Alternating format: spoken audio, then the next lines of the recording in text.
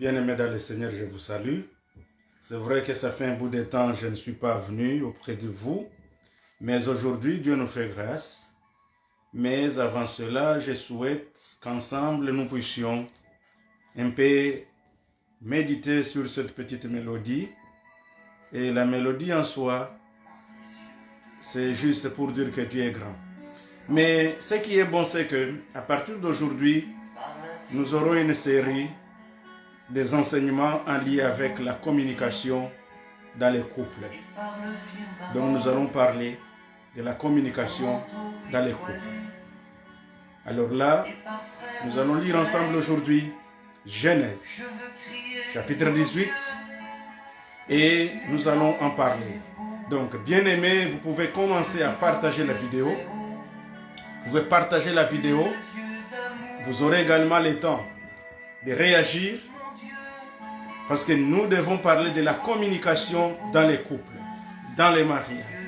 C'est tellement émerveillant que ça nous fera plaisir, bien-aimés dans le Seigneur, qu'on en parle tous ensemble.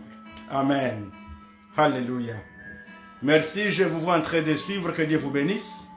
De partout où vous nous suivez à travers le monde, ça nous fait plaisir de vous connaître si nombreux. Alors, sans plus tarder, nous allons lire la parole de Dieu et nous allons parler de la communication dans les couples. Amen. Comme un buisson ardent et par l'aile du vent, je veux crier, mon Dieu, tu es grand, Tu es beau, Dieu vivant, Dieu très haut, tu es le Dieu d'amour, mon Dieu, tu es grand, tu es beau. Vous savez, bien aimé dans le Seigneur, notre Dieu est grand, il est beau. très haut, Vivant des très haut. Présent. Il est présent en toute création. Alléluia. Alors, bien aimés, nous allons lire ensemble Genèse chapitre 18. C'est là que nous commençons aujourd'hui. Et comme je disais, notre thème d'enseignement, nous allons en faire au moins 2, 3, 4, 5 séances. Nous parlerons de la communication dans les couples. Première chose, faisons la lecture. Genèse chapitre 18. La Bible nous dit au premier verset: L'Éternel lui apparut parmi les chênes de Mamré comme il était assis à l'entrée de sa tente pendant la chaleur du jour. Il leva les yeux et regarda, et voici 3 hommes étaient debout près de lui. Quand il les vit, il courut au-devant d'eux depuis l'entrée de sa tente et se prosterna à terre. Et il dit: Seigneur, si j'ai trouvé grâce à tes yeux, ne passe point, je t'ai pris, loin de ton serviteur. Ne passe point, je t'ai pris, loin de ton serviteur. Permettez qu'on apporte un peu d'eau pour vous laver les pieds et reposez-vous sous cet arbre. J'irai prendre un morceau de pain pour fortifier votre cœur, après quoi vous continuerez votre route, car c'est pour cela que vous passez près de votre serviteur. Ils répondirent: Fais comme tu l'as dit. Abraham alla promptement dans sa tente vers Sarah, et il dit: Vite, 3 mesures de fleur de farine, pétris et fais les gâteaux. Et Abraham courut à son troupeau, prit un veau tendre et bon, et le donna à un serviteur qui se hâta de la prêter. Il prit encore de la crème et du lait avec le veau qu'on avait apprêté, et il les mit devant eux. Il s'étend lui-même à leur côté sous l'arbre, et ils mangèrent. Et ils lui dirent: Où est Sarah ta femme? Il répondit: Elle est là, dans la tente. L'un d'entre eux dit: Je reviendrai vers toi à cette même époque, et voici Sarah ta femme aura un fils. Sarah écoutait à l'entrée de la tente qui était derrière lui. Amen. Alléluia. Seigneur notre Dieu, nous te disons grandement merci pour ce jour d'aujourd'hui. Les enseignements, Seigneur, que nous allons commencer, nous voulons parler de la communication dans les couples, dans les mariages. Seigneur, accorde-nous plus de révélations pour que tes serviteurs, pour que tes servantes, pour que nos enfants, pour que nos jeunes gens, pour que nos couples, Seigneur, puissent chacun, en ce qui les concerne, revenir à cette vertu très importante pour l'édification, la construction et pour bâtir des foyers solides dans un monde plein de troubles. Nous croyons en toi, Père éternel, au nom du Seigneur Jésus-Christ. Amen. Amen. Merci encore une fois, bien-aimés, pour votre présence. Comme je venais de le dire tantôt, nous allons parler de la communication dans les couples.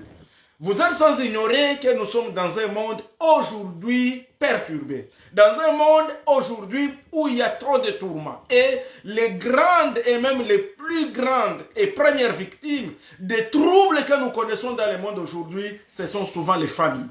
Et nous nous rendons compte que dans beaucoup de familles aujourd'hui, à cause de ce qui se passe, à cause des lois, qui sortent par-ci et là, à cause du modernisme, à cause des droits, je ne sais pas moi comment on les appelle, que ce soit des droits de l'homme, des droits de la femme, que ce soit de l'émancipation, que ce soit je ne sais pas moi, le monde est en perpétuelle évolution et plein de tourments. Et quand nous méditons, nous rendons compte que la plupart des structures qui sont touchées avec tout ce que nous sommes en train de connaître aujourd'hui, que ce soit les guerres, que ce soit les frustrations, que ce soit les maladies, que ce soit les épidémies, n'importe quoi, bien-aimé dans le Seigneur, vous allez vous rendre compte avec moi que c'est souvent les familles qui sont les premières victimes. Et quand nous parlons des familles, nous voyons même les noyaux de la famille. Donc nous voyons les couples. Nous voyons les unions entre hommes et femmes. Nous voyons les fruits de cette union-là. Nous voyons la vie qu'on vit dans cette union-là, hommes et femmes, ou femmes et hommes. Et nous nous rendons compte que quand vous y allez en train de réfléchir, vous allez vous rendre compte que les relations aujourd'hui dans les couples, les relations aujourd'hui dans les mariages sont en train de changer comme tu ne peux t'imaginer, à telle enseigne que il est rare aujourd'hui de trouver, surtout avec la génération que nous sommes en train de vivre, si nos parents, si nos grands-parents ont connu des années de mariage de 30 ans, de 40 ans, de 50 ans, 70 ans et même au-delà, il n'est pas sûr que dans 10 ans, nous connaîtrons encore des foyers, des familles où l'on peut encore trouver des couples qui ont 30 ans de mariage, 30 ans de vie commune, qui ont 40 ans, qui ont 50 ans, 70 ans, là n'en parlons plus. En d'autres termes, la génération aujourd'hui où les couples étaient stables est une génération qui est en train de se vider. C'est une génération qui est en train de passer. Et pourtant, nous sommes là en tant qu'enfants de Dieu, en tant que serviteurs de Dieu, afin de pouvoir rétablir les choses dans la prière, dans la communication, dans l'échange mutuel, dans nos rapports mutuels, dans les dialogues, pour que le foyer puisse être stable, pour avoir une société stable, pour des églises stables et pour l'avenir heureux de nos enfants et des générations à venir. Je venais de lire un texte dans Genèse chapitre 18. Il s'agit donc d'un couple. Et le couple ici, c'est le couple Abraham et Sarah. Et ici, la Bible nous parle. Je ne vais pas entrer en profondeur de ce qu'ils ont reçu comme visiteurs, mais ici, ce qui va plus m'intéresser, c'est la communication qui a existé dans ce couple.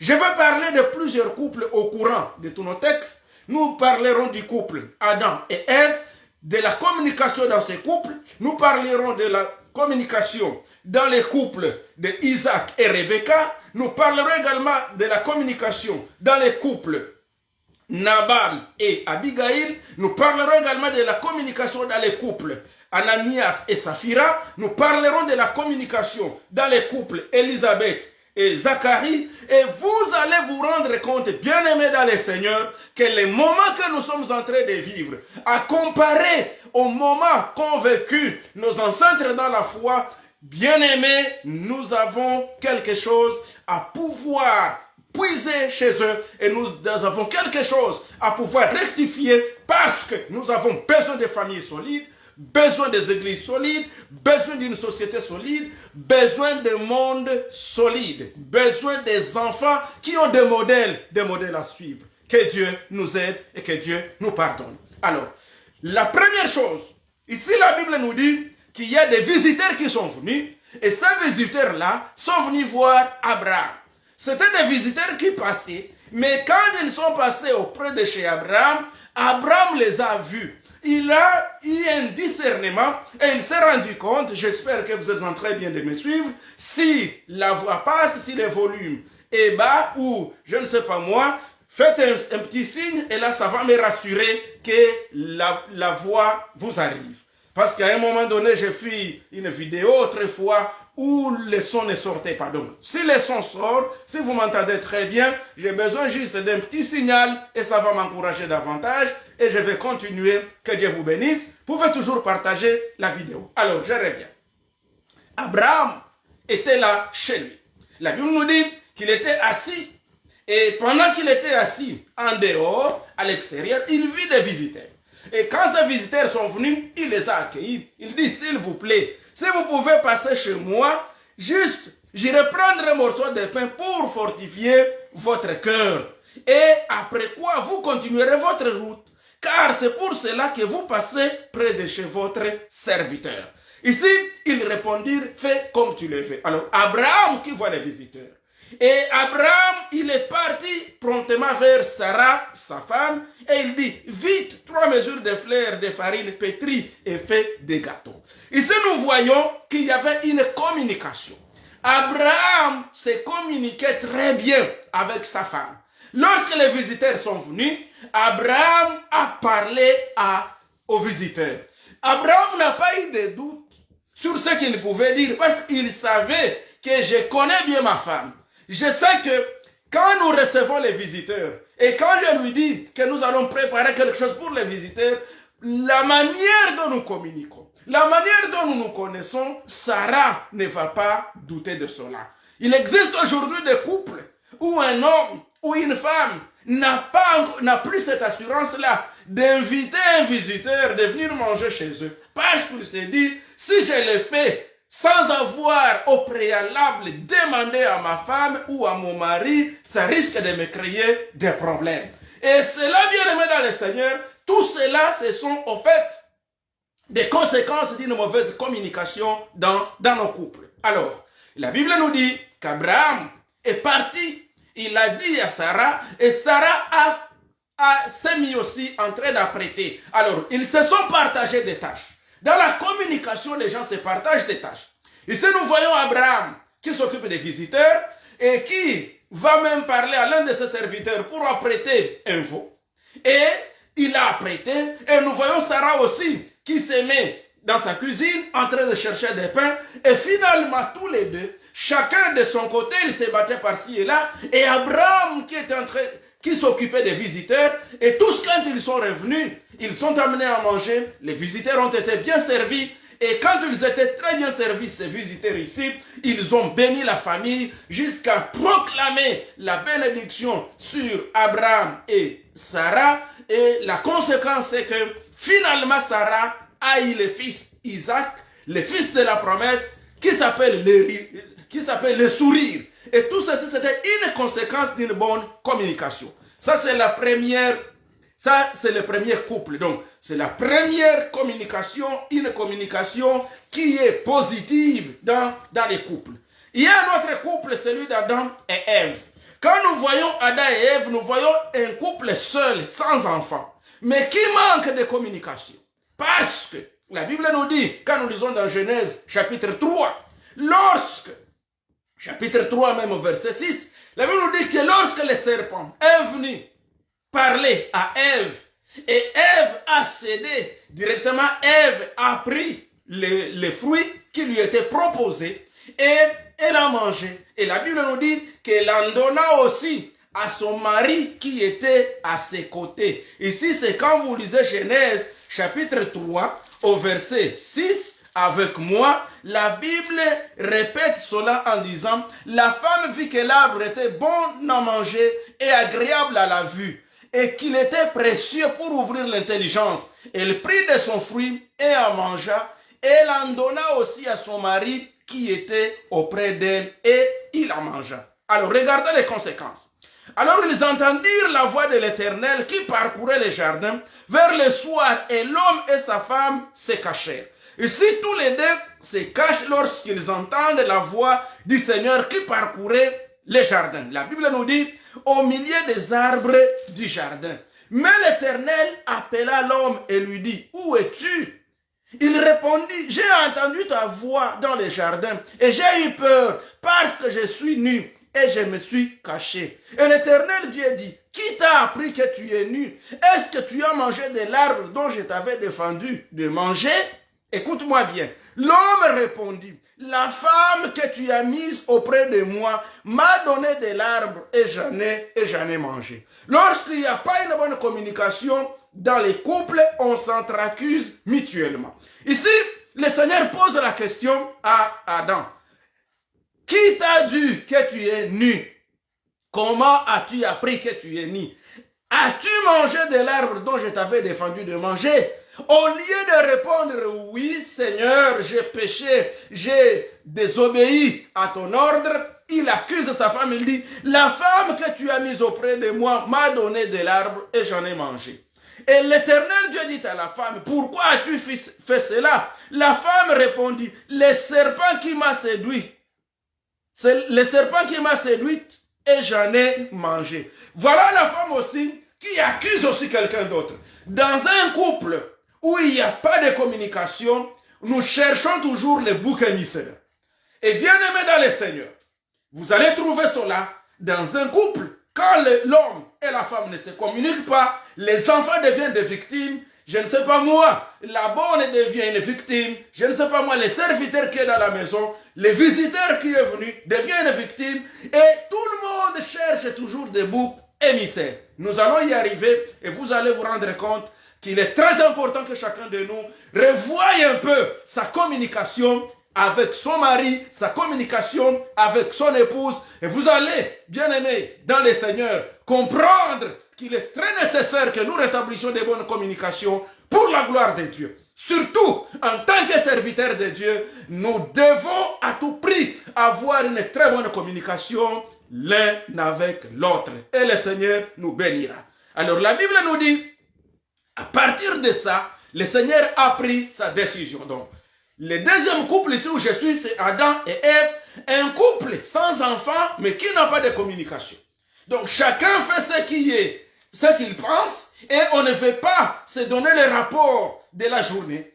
Vous partez le matin, vous revenez le soir, l'autre partie. La première chose est très importante, après qu'on se soit accueilli chaleureusement, après qu'on se soit salué, dans le couple, on doit se faire des petits rapports. Faut pas que vous passiez toute une journée, vous revenez sans dire à votre conjoint, à votre conjointe, tout ce que vous avez passé toute la journée, les bonnes histoires, ce que vous avez connu. C'est ça, bien aimé dans le Seigneur. Ce qui fortifie les bons et les bons, je vais le dire, la bonne communication, les bons dialogues. Ici, ce dialogue franc a manqué entre Adam et Ève. Les conséquences, nous en connaissons, c'est qu'ils ont été maudits et ils ont été chassés du jardin d'Éden où ils étaient à cause de manque de bonne communication.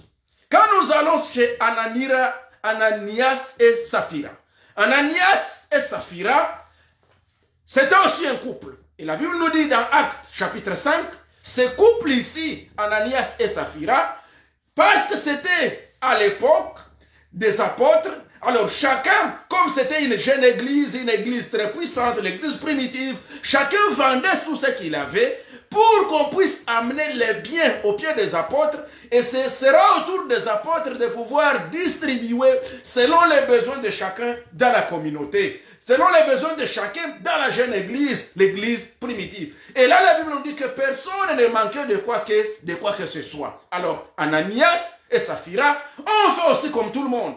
Et ils se sont décidés, ces gens ici, donc ces personnes ici, ces deux personnes se sont décidées, je vais donc dire Ananias et Saphira, de vendre aussi leur propriété. Et en vendant leur propriété, la Bible dit qu'ils ont pris tout l'argent qu'ils avaient, ils en ont divisé par deux. Ils ont pris une portion qu'ils ont amenée qu'on a amenée au pied des apôtres. Et une autre portion, ils ont caché cela.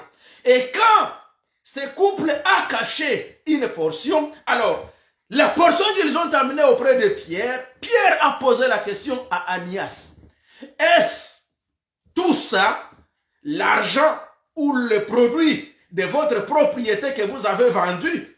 Et la Bible nous dit, Ananias a juré, il a dit oui, oui Pierre, oui serviteur du Seigneur, c'est tout ça qu'on a vendu. Et Pierre, révélé par le Saint-Esprit, lui dit, Ananias, pourquoi tu as décidé de mentir au Saint-Esprit? Ce n'est pas à des hommes que tu as menti, mais au Saint-Esprit.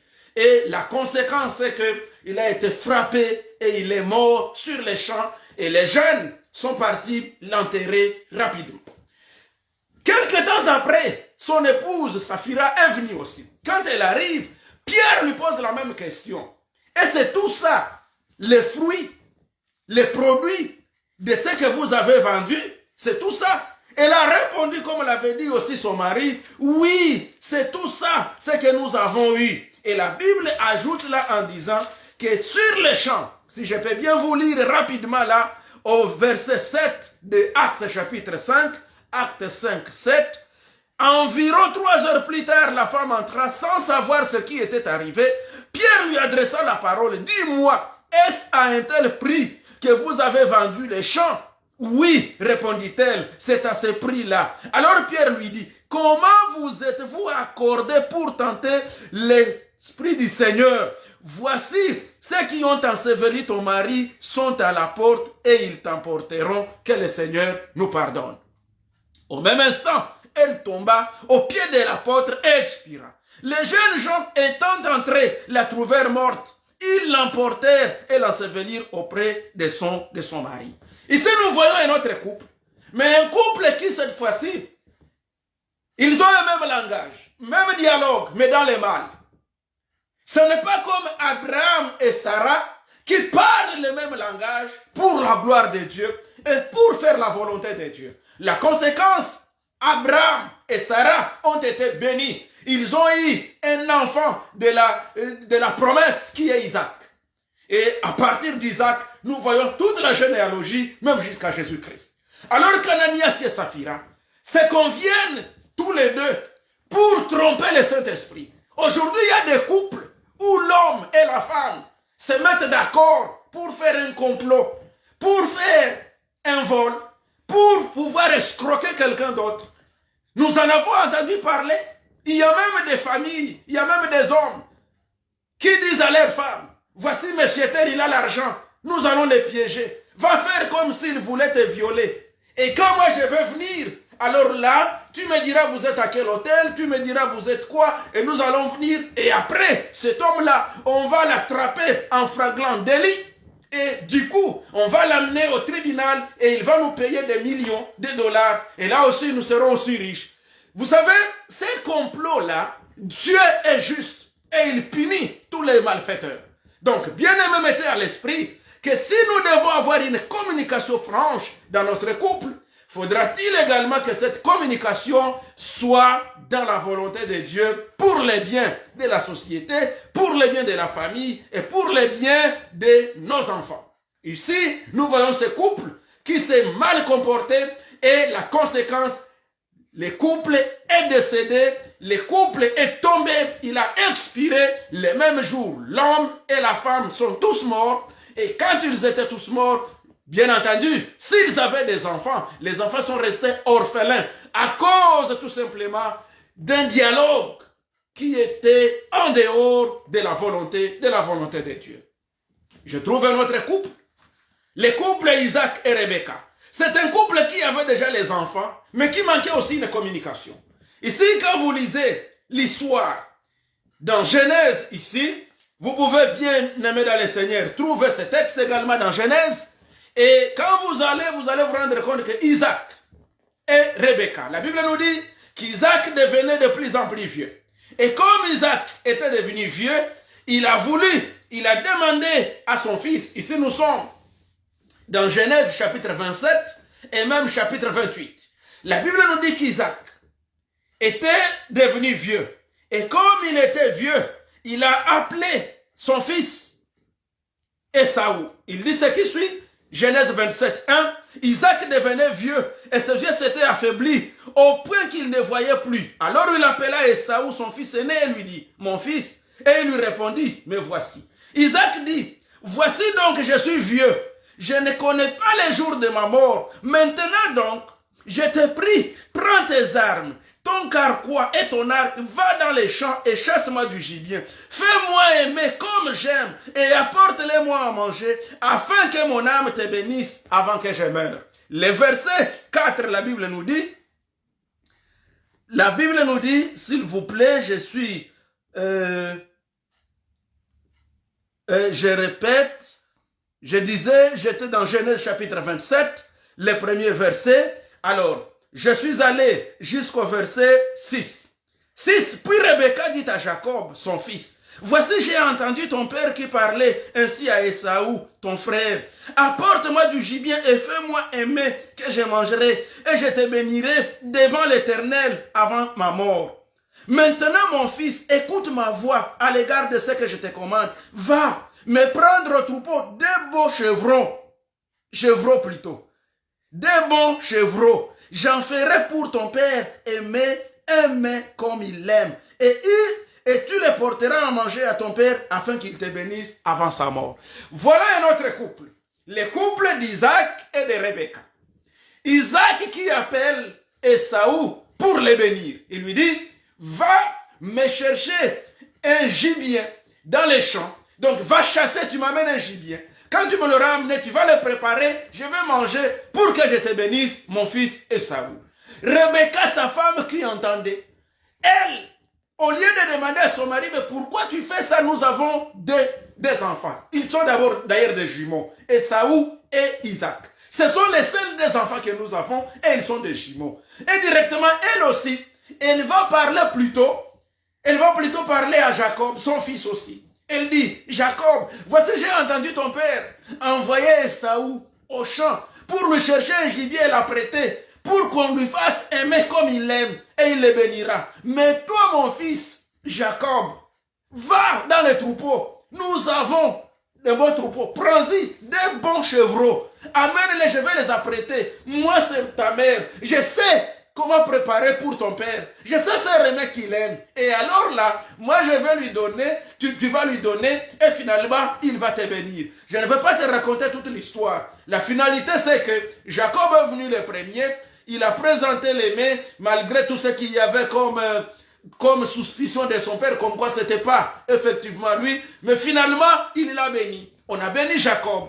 Et lorsque Saül est venu à son tour, il s'est rendu compte que son père avait été dribblé par Jacob et sa mère. Et finalement, Ésaü, qui plaire, il dit, mon père, n'as-tu que cette seule bénédiction? Bénis-moi aussi, mon père. La finalité, c'est qu'il a été béni, mais ça créait des conflits entre les enfants. Alors Jacob devait fuir parce que Ésaü avait décidé de pouvoir les tuer lorsqu'il les trouvera.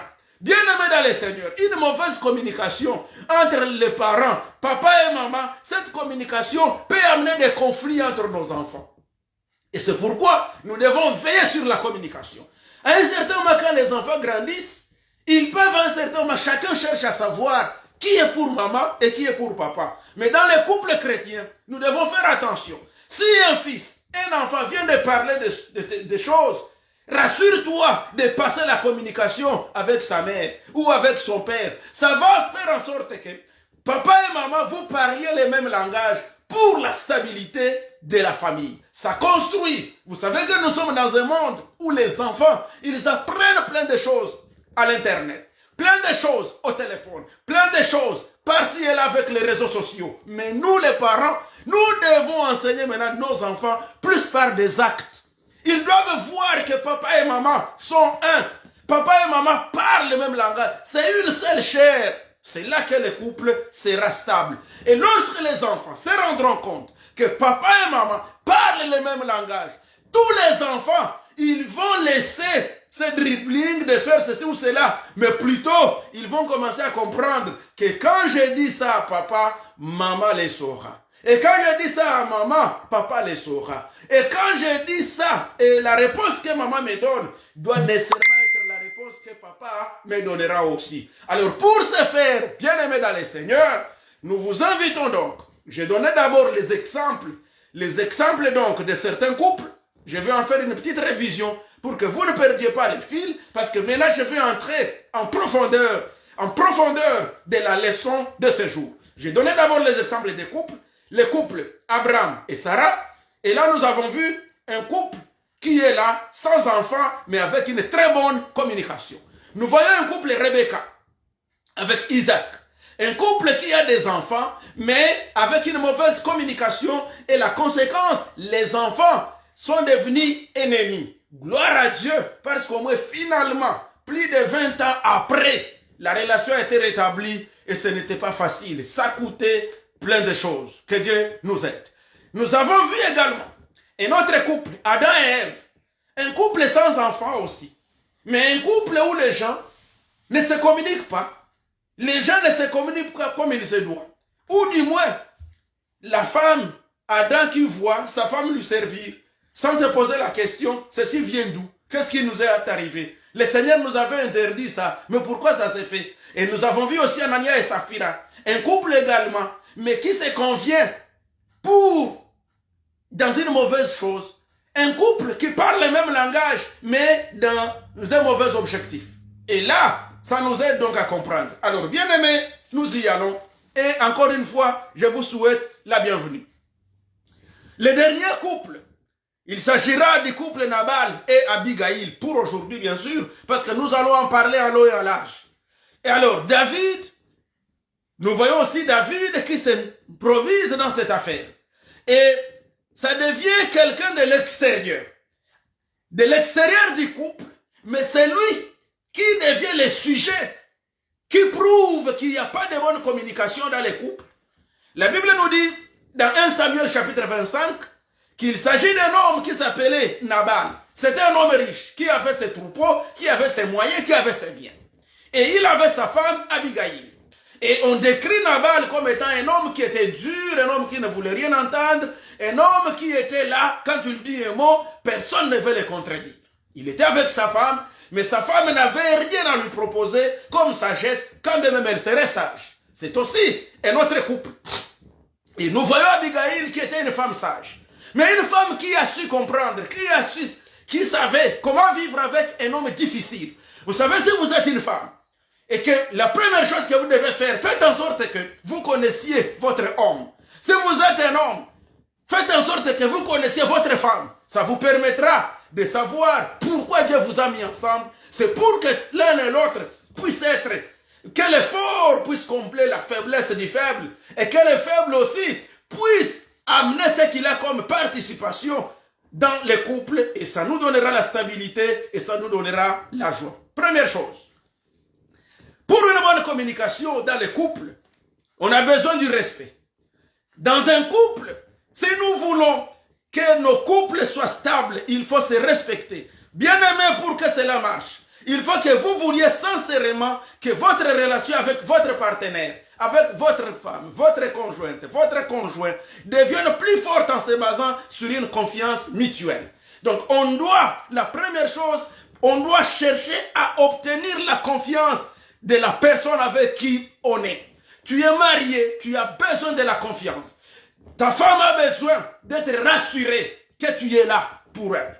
Et ton mari a besoin d'être rassuré que tu es là pour lui. Et pour que cela fonctionne, la première chose, nous devons faire preuve de respect. Abigail devant David, Abigail a prouvé le respect. Lorsque David voulait aller se venger contre Nabal, la Bible nous dit qu'Abigail est partie. Elle est allée rapidement à la rencontre de David. Cette femme-là, avec sa sagesse, la première chose, elle a compris que son mari Nabal lui avait manqué du respect envers David. Or, David était un homme fort. C'était un homme puissant qui avait la possibilité, même s'il n'avait pas l'argent, mais il pouvait tuer facilement Nabal. Il pouvait l'écraser facilement. Et sa femme a compris ces choses-là. Vous savez, si vous avez une bonne femme, une femme sage, une femme intelligente, cette femme-là vous sauvera dans plein de choses. C'est pourquoi, nous les hommes, si Dieu t'a fait grâce de trouver une femme sage, une femme intelligente, fais-lui confiance. Fais-lui confiance, cette femme-là. Fais-lui confiance et Dieu te bénira. Tu auras un foyer stable. Si Dieu t'a béni, tu as un homme sérieux, un homme sage. Ma chère, fais-lui confiance également et Dieu vous aidera. Alors, premier élément, pour avoir des foyers, une communication stable, je parle d'abord de la confiance. Et cette confiance exige qu'on ait du respect. Donc, s'il n'y a pas de respect, il ne peut y avoir de confiance. Donc, quand l'un des deux ou les deux partenaires ont tendance à lancer des pics, destinés à rabaisser ou à humilier l'autre, la confiance ne peut pas exister. Vous êtes dans un couple où chacun cherche à humilier l'autre, à dire ceci, c'est moi qui suis, c'est moi qui suis. Dans les couples, nous avons besoin du respect mutuel. Dans les couples des enfants de Dieu, il n'y a pas de chefs et il n'y a pas de subalternes. Nous sommes des partenaires. Nous sommes égaux, bien-aimés dans le Seigneur. Et nous devons bien comprendre que c'est lorsqu'on se respecte, que c'est lorsqu'on se fait confiance, que Dieu aussi bénit nos familles. Ça, c'est la première chose. Donc, pour bâtir donc une bonne communication, évitez dans votre vie de pouvoir humilier votre femme. Même si elle n'a pas bien préparé, même si elle n'est pas venue à temps comme tu le voulais, même si elle ne t'a pas servi comme tu voulais, même toi, homme, il ne faut pas humilier. Regardez ici, il y a Abigail qui se présente devant David et qui commence à montrer toutes les faiblesses de son mari. Bien sûr, elle l'avait fait parce qu'elle voulait apaiser la colère de David. Mais dans la situation normale, pour bâtir des foyers stables, nous devons éviter de pouvoir mettre à nu les faiblesses de nos partenaires, de nos conjoints, de nos conjointes. Deuxième chose, pour bâtir une confiance dans notre couple, nous devons dire ce que nous pensons et nous ne devons rien dire de ce qu'on n'a pas pensé. Je vais répéter, je dis ce qui suit. Dites ce que vous pensez et pensez ce que vous dites. Dans la vie, nous voulons bâtir. Quand vous regardez bien, vous allez trouver qu'Abraham a dit ce qu'il pensait. Et avant de prendre une quelconque décision, il a médité ce que j'ai dit là. Qu'est-ce que ça va arriver? C'est ce qu'Ananias et Saphira avaient manqué. Ananias et Saphira n'avaient pas dit tout ce qu'ils pensaient dans leur cœur. Et c'est là ici, ils ont dit des choses sans se rendre compte de leurs conséquences. Ananias et Saphira. Nous voulons bâtir des foyers stables. Bien-aimés, dites tout ce que vous pensez. Et tout ce que vous allez dire, ne dites rien que tu n'as pas pensé. C'est comme on le dirait dans ma langue, qu'il faut tourner ta langue 7 fois dans ta bouche avant de parler. À ton partenaire, tu veux bâtir une relation solide, un foyer stable, tu dois savoir qu'on ne dit pas n'importe quoi à sa femme. On ne dit pas n'importe quoi à son mari. Quand on se respecte, on se dit des paroles de respect. C'est vrai, on peut se faire des petites blagues, mais que ce soit des blagues, des petites blagues bien réfléchies, des petites blagues pour consolider notre couple et non des blagues pour le détruire. Troisième chose, apprenons à partager nos émotions, même quand c'est difficile. Vous savez, il arrive à un certain moment où quand on peut partager ce qu'on ressent sans crainte d'être jugé, d'être rejeté ou d'être ignoré ou de perdre l'amour d'une personne. Tu peux être avec ton mari, tu peux être avec ta femme. Tu voudrais partager tes émotions, mais tu as peur. Si je lui dis que je ressens ça, moi je le connais. Il va me dire, voilà, c'est comme ça que toi tu es une femme, je ne sais pas là, ignorante. Je savais que tu allais dire ça, toi tu n'es pas intelligent, tu n'es pas ceci. Bien-aimé dans le Seigneur. Si vous commencez à frustrer votre partenaire, vous n'allez pas construire un foyer qui va durer longtemps. Vous n'allez pas avoir 70 ans de mariage, de couple et de paix. Vous n'aurez pas 50, vous n'aurez pas 20, vous n'en aurez même pas 2 ni 3. Donc ça signifie que vous avez besoin d'un couple stable. Vous avez besoin d'un couple stable. La communication exige donner à l'autre la possibilité de vous dire ce qu'il pense, ce qu'elle pense, sans en être frustré, sans avoir peur d'être jugé ni d'être condamné. Voilà ce qu'Abraham a dit à Sarah. Il n'avait pas peur de dire, ma femme, nous avons des visiteurs, va faire ceci, va faire ceci. De même, Sarah n'avait pas peur de le dire également. Et quand vous allez, même avec Élisabeth et Zacharie, dans Luc chapitre 1er, c'est la même chose. Élisabeth, plutôt, n'a pas eu peur de dire aux gens que mon enfant s'appellera Jean. Et d'ailleurs, vous regardez, lorsque Zacharie aussi a eu la langue facile maintenant de parler, il a répété la même chose, que l'enfant s'appellera du nom de Jean. Donc c'était une communication fluide. Donc ici nous voyons Zacharie et Élisabeth qui parlaient le même langage. C'était un couple qui avait une communication fluide, une communication ouverte, une bonne communication. Alors, je vais donc dire que nous aussi, nous avons la responsabilité de savoir comment communiquer nos émotions. Il est très important de s'habituer à partager nos émotions, particulièrement même durant les moments difficiles, sans avoir recours aux cris, ni de récriminations ou aux attaques verbales. Ça, nous devons éviter, bien aimés dans les Seigneurs. Et cela, ça va nous aider d'éviter de succomber au désir tout simplement de se taire pour mettre fin à la conversation. Des gens qui n'ont pas cette grâce d'être entendus. Des femmes qui savent que quand moi je parle, on ne m'entendra jamais. Et elles se décident de se taire. Or, quand quelqu'un se tait 1 année, 2 ans, 3 ans, la personne finira par ouvrir sa bouche et la décision sera, je quitte ce toit conjugal. Et la décision sera, je prends un autre homme, je prends une autre femme, je m'en vais. Mais si nous voulons bâtir des foyers stables, permet à ce que l'autre aussi exprime ses émotions et vous en serez grandement bénis. 4. Vous devez accorder, bien-aimés dans les Seigneurs. D'abord, inconsciemment, nous apprenons de nos parents. Et là, comment se comporter dans une relation amoureuse. Nous n'avons pas tous grandi avec des parents qui pouvaient nous apprendre comment partager sainement même nos émotions. Ça, c'est tout à fait normal. Mais il faut parler de ce qu'on ressent sans se laisser piéger par les réflexes. Alors, le 4e élément, pour que nous puissions construire une bonne confiance qui va permettre une bonne communication dans nos familles, dans nos couples, c'est que nous devons, à un certain moment, accorder le bénéfice du doute aux autres. Donc, permet à l'autre aussi de s'exprimer. Donc, quand vous accordez le bénéfice du doute à votre partenaire, il ou elle sera aussi encouragée à se montrer digne de cette confiance. Donc, à un certain moment, accepte que l'autre aussi mérite. Donne-lui aussi la chance de pouvoir exprimer ce qu'elle ressent ou ce qu'il ressent. Ne la frustrez pas, ne le frustrez pas. Donc à ce moment-là, quand vous donnez à l'autre cette occasion-là de vous faire confiance, donc vous lui faites confiance, elle se sentira aussi respectée, elle se sentira aussi aimée, ou il se sentira respecté et aimé. Ainsi, si vous accordez donc les bénéfices du doute à votre partenaire, à votre mari, à votre femme, bien-aimé, vous l'incitez à faire mieux, et même à vous aussi. Et vous aurez aussi l'occasion de prouver qu'il peut vous faire confiance. Et là, la communication s'en va très bien. C'est ce qui s'était passé pour les autres, pour les couples dont nous avons parlé. Mais lorsque Isaac et Rebecca, personne n'avait confiance à l'autre. Personne.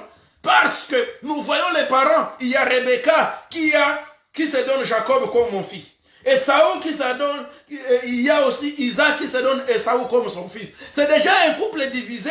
Il y a les enfants de papa et les enfants de maman. Là, ça ne marche pas. Bien-aimés, nous devons parler le même langage et Dieu nous bénira. 5e élément, vous devez montrer vos vulnérabilités petit à petit. Reconnaissons que nul n'est parfait. Toi aussi, même si tu es l'homme, si tu es la femme, tu as aussi tes faiblesses. Et ces faiblesses-là ne peuvent être couvertes que par ta femme ou par ton mari. C'est pourquoi donc, quand on décide de se demander de l'aide, et quand on confie à une personne quelque chose d'embarrassant, et quand on partage même nos peurs les plus intimes, et quand on expose même nos défauts et nos failles, on doit accepter qu'on est vulnérable. Et quand vous acceptez que vous êtes vulnérable, acceptez l'aide de l'autre. Comprenez que Dieu vous a mis ensemble pour vous entraider l'un et l'autre. Alléluia. Et Dieu nous bénira. 6. Faisons quelque chose de risqué ensemble. Accepte de faire quelque chose avec ta femme. Bien-aimés, nous sommes dans un moment où les couples sont détruits. Nous sommes dans un moment où le diable fait tout pour déchirer les familles, pour déchirer les mariages. Pour ce faire, nous devons aussi travailler d'arrache-pied, dans la prière, dans l'amour. Aimons-nous plus qu'on ne l'a jamais fait. Ça fera que le diable puisse échouer dans votre famille, qu'il échoue dans votre couple, au nom du Seigneur Jésus-Christ. Il y a plein de choses dont je ne veux pas parler maintenant, que vous-même vous connaissez. Quand vous regardez aujourd'hui tout ce qui se passe, avec des marches par-ci et là, pour soutenir des groupes de ceci ou de cela, la plupart, c'est à l'encontre du plan de Dieu pour la famille. La plupart, c'est à l'encontre du plan de Dieu pour les couples. Aujourd'hui, il y a des gens qui changent même de sexe. Il y a des gens qui se font des chirurgies. Par-ci et là, tout ça, c'est à l'encontre du plan de Dieu pour nos familles. Que Dieu nous aide et que Dieu nous pardonne. Bien-aimés, nous devons donc prendre le temps de faire des choses ensemble. Nous devons marcher ensemble. Regarde combien de fois tu marches avec ta femme. Combien de fois vous vous promenez ensemble. Combien de fois vous avez voyagé ensemble. Combien de fois vous mangez à table ensemble. Combien de fois il y a des couples où même le lit a déjà été divisé. On a déjà mis un morceau de bois au milieu. Bien aimé, ce n'est pas la volonté de Dieu. Quand nous disons nous sommes une seule chair, ça ne suffit pas seulement qu'on sorte, qu'on nous voie dans le même salon. Nous devons être une seule chair dans la chambre. Nous devons être une seule chair partout à l'extérieur. Et la volonté de Dieu, c'est celle-là. C'est alors que Dieu nous bénira. C'est alors que nos enfants seront rassurés d'un avenir meilleur. C'est alors que nos enfants peuvent nous imiter et Dieu nous bénira. Alors enfin, je termine pour aujourd'hui. La première partie, c'est que si vous êtes prêts pour l'aventure, lancez un défi. Allez faire la plongée sous-marine. Bien-aimés, marchez avec votre épouse. Marchez avec votre femme. Aimez-la. Prenez des photos avec elle. Aujourd'hui, nous nous rendons compte que les jeunes célibataires sont devenus plus romantiques que les femmes et les hommes mariés. C'est curieux et c'est terrible. Et c'est très dangereux d'ailleurs. Nous voyons des couples, nous voyons des jeunes gens, quand ils sont encore en train de se fiancer, qui s'appellent chaque jour au téléphone, qui se parlent chaque jour, qui s'envoient des vidéos. Mais il y a des couples, on fait 2 jours, 2, 3 jours, 1 mois, 1 année. C'est plutôt le papa qui parle, c'est la femme qui parle. Mais apparemment, il n'y a plus rien. C'est le bon moment où nous devons reconstruire nos familles. Au nom du Seigneur Jésus-Christ. En commençant par nos couples. La communication. Enfin, apprenons à donner et à recevoir. Bien-aimés, il y a des petites choses qu'il faut faire à son conjoint ou à sa conjointe. Ne néglige pas les anniversaires des autres. Ne néglige pas, bien-aimé dans le Seigneur, les bons moments de ta femme. Ne néglige pas les bons moments de ton mari. Elle a fait quelque chose de mieux à l'école. Donne-lui sa félicitation. Tu es parti. Elle a pris soin des enfants. Il a pris soin, je ne sais pas moi, de ceci ou de cela. Il mérite toutes les félicitations. Elle mérite tout le respect pour ça. Et les encouragements. Et les encouragements, ce ne sont pas toujours de grandes choses. Non, bien-aimés dans le Seigneur. Nous voulons bâtir des foyers solides. La réciprocité, c'est un facteur non négligeable dans toutes les relations. Il y a des familles où c'est seulement la femme qui donne les cadeaux d'anniversaire à son mari. Mais le papa, lui, n'a jamais fait ça. Ou s'il faut le faire, c'est juste pour les enfants. Bien-aimés, nous savons, la vie des fois, elle est difficile. Oui, mais ne fût-ce que des petits mots. On ne te demande pas beaucoup de choses. Ne fût-ce que dire, chérie, je t'aime. Chérie, je continue à t'aimer. Il n'y a que toi. Je t'aime beaucoup. Je te respecte et je te ferai respecter. Et je te respecterai. Je prie pour toi, prie aussi pour moi. Bien-aimé, des petites choses. Félicitations, courage, ne t'en fais pas, que Dieu te bénisse, que Dieu te garde, je t'ai dans mon cœur. Tout cela sont des petites choses, mais qui solidifient nos foyers et qui les bâtissent avec l'aide de Dieu. Alors pour aujourd'hui, bien-aimés dans le Seigneur, que Dieu vous bénisse. C'est la première partie, nous voulons parler, nous avons commencé à parler de la communication dans les couples. Ça commence par reconstruire la confiance. Que Dieu nous bénisse aujourd'hui et à dimanche prochain. Alors, si vous avez besoin de la prière, mon numéro de téléphone, c'est le +1 4 3 8 2 2 6 9 1 4 2. Alors, si vous m'appelez à ce numéro-là, c'est toujours mieux de le faire par WhatsApp. Vous pouvez envoyer, je ne sais pas moi, un message ou par Messenger. Et là, bien aimé, nous allons prier pour vous. Et si vous avez des réactions à cet enseignement, n'hésitez pas de poser des questions, n'hésitez pas de réagir et Dieu nous bénira tous ensemble. Nous allons prier pour nos familles. Tu es là, tu es marié, tu es là, tu as des enfants qui sont mariés, tu es là, tu as des problèmes dans ton foyer, dans ton couple. Bien-aimé, c'est le moment, nous allons faire la prière ensemble et les choses ne resteront plus les mêmes. Je vous souhaite donc, à partir de ce 1er octobre, que toute cette fin d'année soit une fin d'année où le Seigneur sera en train de rétablir nos familles. Au nom de Jésus. Alléluia. Très Saint Père, au nom de Jésus-Christ, je te rends gloire car tu es Dieu. Je te présente, Seigneur, toutes les familles. Je te présente les couples chrétiens qui nous suivent. Je prie pour ces couples, Seigneur, que tu puisses les solidifier. Tu sais, là où il y a des problèmes, que tu bâtisses, Seigneur, ce foyer. Au nom de Jésus. Tu sais ceux qui sont en difficulté. Tu sais ceux qui ont besoin de toi. Tu sais les couples qui sont à point de la rupture. Tu sais même les foyers qui ont eu déjà des ruptures. Mais tu peux encore les rebâtir. Car je sais, Seigneur, que tu es le réparateur des brèches. Daigne réparer les brèches, Seigneur, dans les familles où il y a des fissures. Dans les couples où il y a des fissures. Au nom du Seigneur Jésus. Je détruis tout ce que l'ennemi est en train de s'aimer dans les couples, dans les familles. Ces pensées-là de divorce, ces pensées-là de se séparer, ces pensées-là de pouvoir se punir mutuellement. Je les brise au nom du Seigneur Jésus et déclare, Seigneur, que ton amour surabonde dans nos foyers. Au nom du Seigneur Jésus. Amen. Alors que Dieu vous bénisse, bien-aimés, au nom de Jésus-Christ. Merci mon fils David, que Dieu te bénisse.